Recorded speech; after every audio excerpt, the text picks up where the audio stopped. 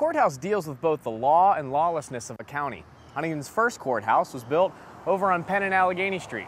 Today, the bailiff calls "all rise" when the judge comes in the room. Well, in the early 1800s, they were processed in with drum and fife.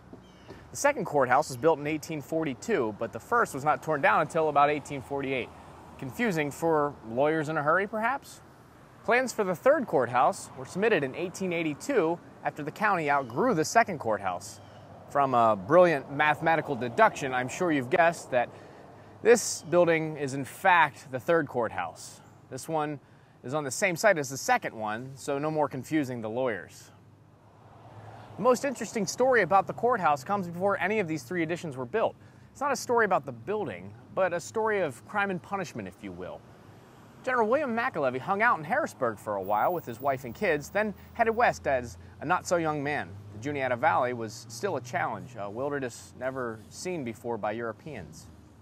So General McAlevy came this way to settle the new frontier, or because he needed a break from his wife.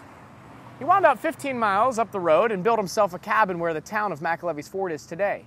He also prepared to bring his family here by building his fort. Jump ahead 10 years. It was 1787, the Constitutional Convention was happening, and General McAlevy was ticked about it. There was resistance to the signing of the Constitution in many parts of the country, and this was one of them. What finally set him off was the establishment of Huntingdon County.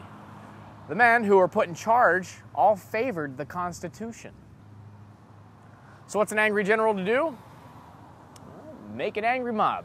He came into town with his militia, and they did very angry mob-like things repetitively. They yelled and showed their guns and burnt a copy of the Constitution.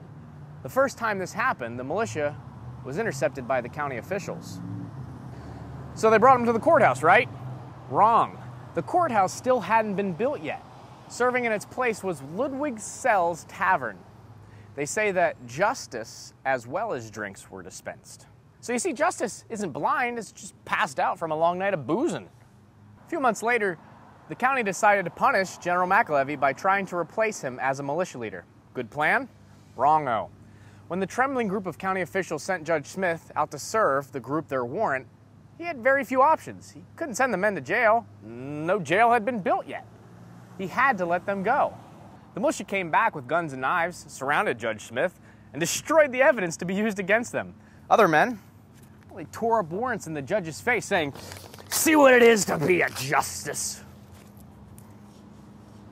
General kept up his protests for over a year, but he never lost the respect of Huntingdon citizens. I better go pick those up. I don't have a militia at my command to stop me from being fined for littering. Well, my courthouse knowledge now is about as empty as a lawyer's office in heaven, so let's move on to the next stop. I'll be joining you after I tidy up.